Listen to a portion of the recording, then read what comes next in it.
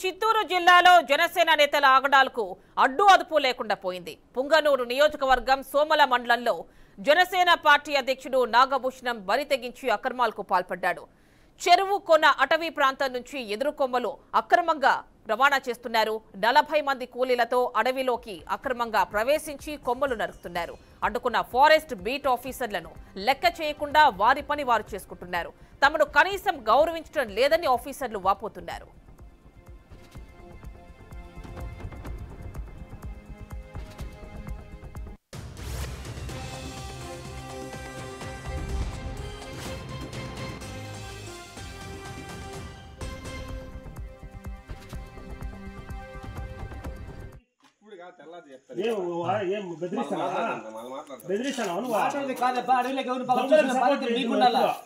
దొంగలకి support చేయొద్దు.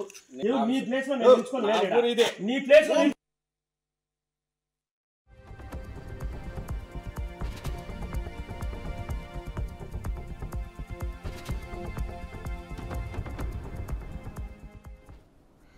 చిత్తూరు జిల్లాలో జనసేన నేతల ఆగడాలకు అడ్డు అదుపు లేకుండా పోయింది. పుంగనూరు నియోజకవర్గం సోమల మండలంలో జనసేన పార్టీ అధ్యక్షుడు నాగభూషణం బరి తెగించి అక్రమాలకు పాల్పడ్డాడు. చెరువు కొన్న అటవీ ప్రాంతం నుంచి ఎదురుకొమ్మలు అక్రమంగా రవాణా చేస్తున్నారు. 40 మంది కూలీలతో అడవిలోకి అక్రమంగా ప్రవేశించి కొమ్మలు నరుకుతున్నారు. అడ్డుకున్న ఫారెస్ట్ బీట్ ఆఫీసర్లను లెక్క చేయకుండా వారి పని వారు చేసుకుంటూ పోతున్నారు. తమను కనీసం గౌరవించడం లేదని ఆఫీసర్లు అంటున్నారు.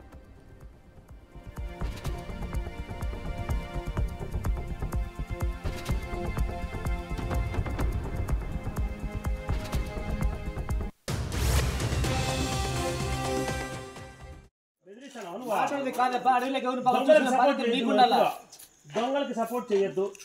నీ ప్లేస్ లో నేను నిల్చుకోలేదు. నీ ప్లేస్ లో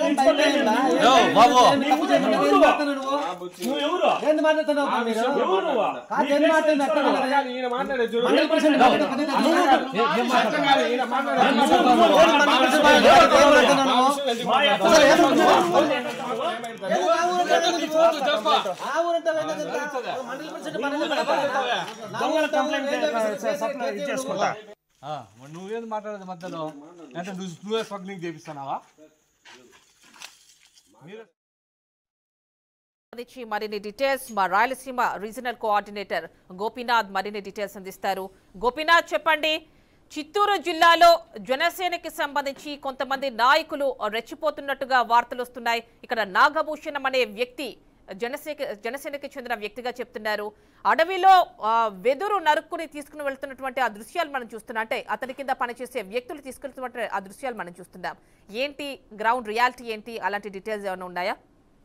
యామిని, మొత్తం మీద జనసేన అధ్యక్షుడు పవన్ కళ్యాణ్ ఇప్పటికీ కూడా చాలా సందర్భాల్లో చెప్పడం జరిగింది.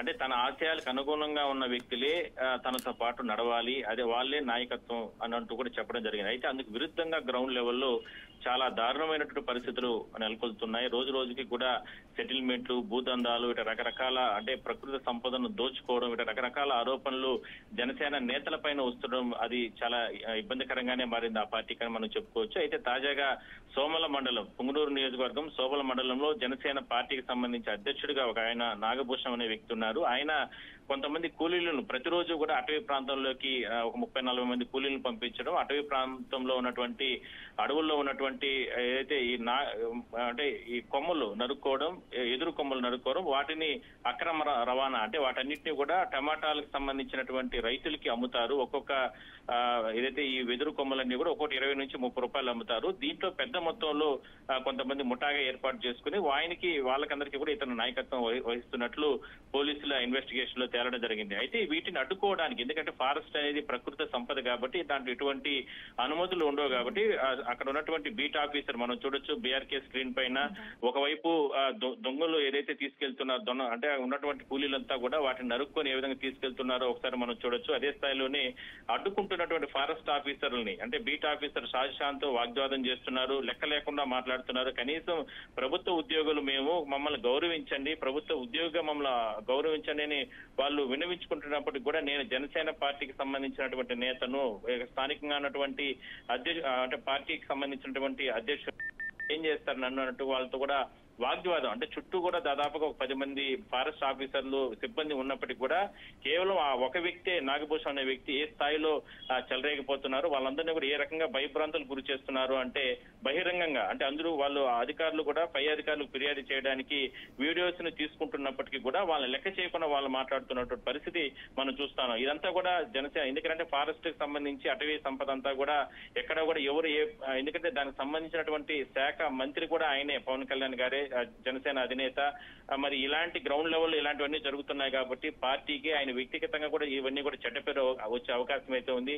ఇలాంటి వారిపైన కఠిన చర్యలు తీసుకోవాలంటూ కూడా స్థానికంగా ఉన్న వాళ్ళు కూడా డిమాండ్ చేస్తున్నారని మనం చెప్పుకోవచ్చు. చూద్దాం మరి ఈ ఇష్యూకి సంబంధించి, అంటే ఇది ఆల్రెడీ పోలీసులు కూడా కేసు చేరడం జరిగింది. పోలీసులు ఎటువంటి ఇన్వెస్టిగేషన్ చేస్తారు, ఎందుకంటే ఫారెస్ట్ ఆఫీసర్ల పైన ఈ రకంగా దౌర్జన్యాలు దాడులు చేస్తున్నారంటే వాళ్ళ మనోభావాలు దెబ్బతినే రకంగా కూడా వాళ్ళపైన ఈ రకంగా మాట్లాడుతున్నారంటే వీళ్ళపైన రకరకాల చర్యలు తీసుకోవాలని ప్రధానంగా స్థానికులు డిమాండ్ చేస్తున్నారు.